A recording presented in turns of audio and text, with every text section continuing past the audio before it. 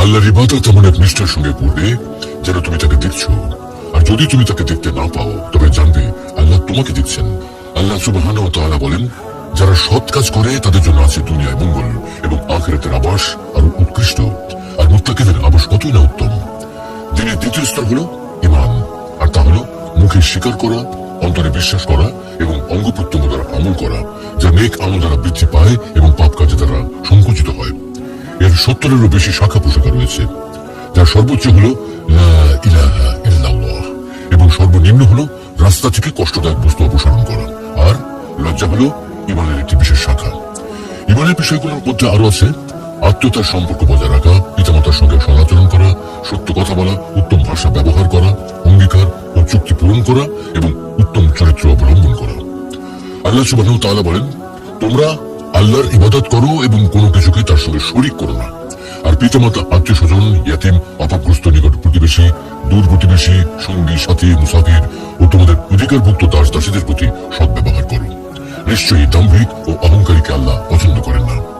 আল্লাহ আরো বলেছেন, হে মুমিনগণ, তোমরা অঙ্গীকার সমূহ পূর্ণ করো।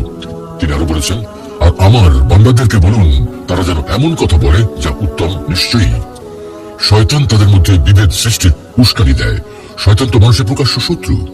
আল্লাহ আরো বলেন, ভালো মন্দ সমান হতে পারে না, মন্দ প্রতিহত করো উৎকৃষ্ট দ্বারা, পরে তোমার সাথে যার শত্রুতা আছে সে হয়ে যাবে অন্তরঙ্গ বন্ধুর মতো।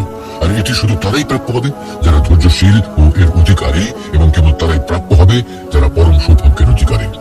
এছাড়া ঈমানের অন্তর্গত বিষয়গুলোর মধ্যে রয়েছে বিপদ আপদে ধৈর্য ধারণ, নিয়ামত লাভের সময় শুকরিয়া আদায় এবং গুনাহ ও অবাধ্যতার পর তওবা ও অনুশোচনা করা। আল্লাহ সুবহানাহু ওয়া তাআলা বলেন, ধৈর্যশীলদেরকে কোনো হিসাব ছাড়াই তাদের প্রতিদান পূর্ণরূপে দেওয়া হবে। আল্লাহ আরো বলেন, আর স্মরণ করো যখন তোমাদের রব ঘোষণা দিলেন, যদি তোমরা শুকরিয়া আদায় করো তবে আমি অবশ্যই তোমাদের প্রতিদান বাড়িয়ে দেব। তিনি আরো ইরশাদ করেন, তোমরা তোমাদের প্রতিপালকের নিকট ক্ষমা চাও এবং অনুশোচনার পরে তার দিকে ফিরে এসো, তাহলে তিনি একটি নির্দিষ্ট সময় পর্যন্ত তোমাদেরকে উত্তম জীবন সামগ্রী ভোগ করতে দেবেন, আর অনুগ্রহ লাভের যোগ্য প্রত্যেক ব্যক্তিকে তিনি তার অনুগ্রহ দিয়ে ধন্য করবেন।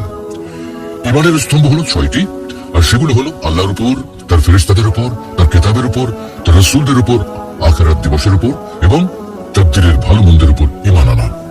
আল্লাহ তাআলা বলেন, বরং সৎকর্ম হলো ওই ব্যক্তির আমল যিনি আল্লাহ, শেষ দিবস, ফেরেশতাগণ, কিতাব ও নবীদের প্রতি ঈমান আনে। আল্লাহ সুবহানাহু ওয়া তাআলা আরো ইরশাদ করেন, নিশ্চয়ই আমি সবকিছু সৃষ্টি করেছি নির্ধারিত পরিমাপে। আর ঈমানের মাধ্যমে দুনিয়া ও আখিরাতের কল্যাণ লাভ করে মুক্তি ও সফলতা অর্জিত হয়।